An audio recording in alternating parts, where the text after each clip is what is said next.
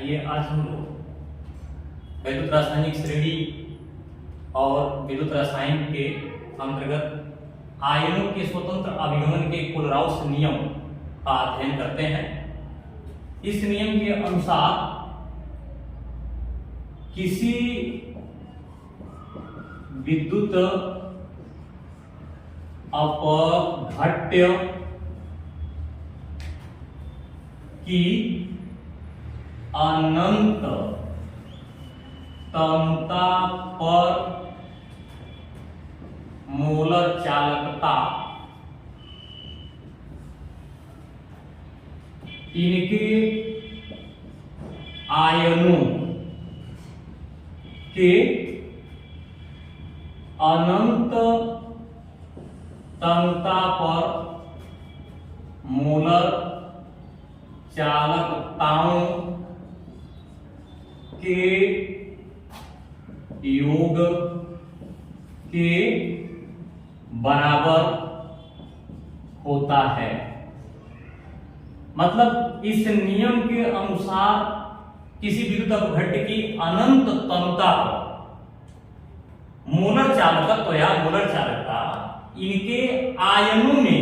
जो इनके आयन टूटेंगे धनायन हो रहे हैं, इनके आयनों में अनंत तन्यता पर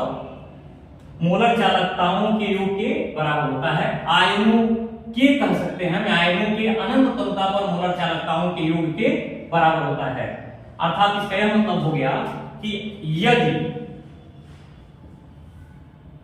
एक विद्युत अपघट्य पदार्थ CH3COOH का वियोजन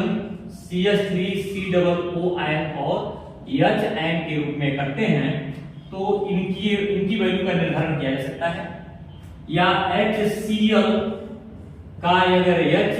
पॉजिटिव एंड Cl आयन के रूप में करें इनका निर्धारण किया जा सकता है। NaCl विद्युत अपघट्य है, Na positive plus Cl negative, या इस तरह से कर सकते हैं CH3COONA का अगर हम वियोजन करें तो CH3COO negative plus Na positive, इनके मोलर चालकताओं का अध्ययन किया जा सकता है। सामान्यतः कोलराउस के नियम के अनुसार या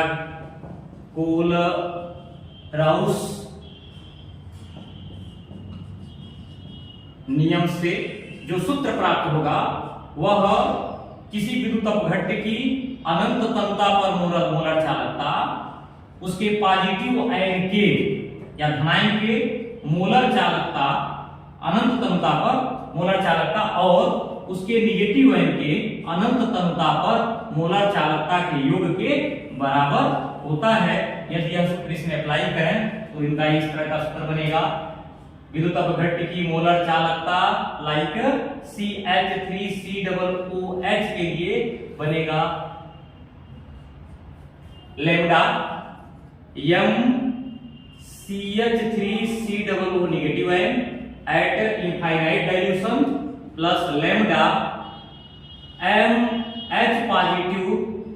एट इनफाइनाइट डाइल्यूशन। या हम अगर HCl क्यूब ले लेते हैं तो HCl की मोलर चालकता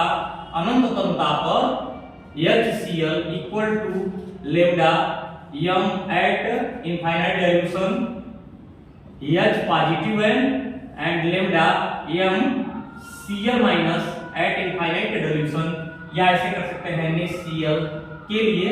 अनंत तन्यता पर मोलर चालकता उस पदार्थ के लिए NaCl के लिए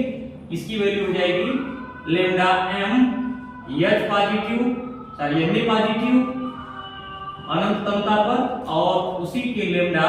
m जो हम ले रहे हैं Cl माइनस का अनंत तन्यता पर योग के बराबर हो सकता है। कभी कभी हम लोग किसी विद्युत अपघट्य की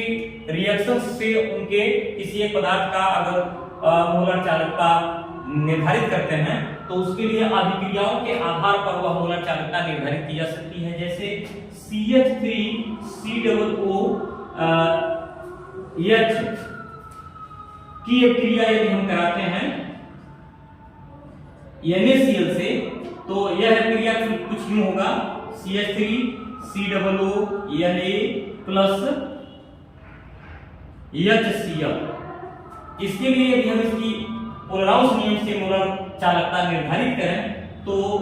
मोलर चालकता अनंत तमता पर CH3COOH इक्वल टू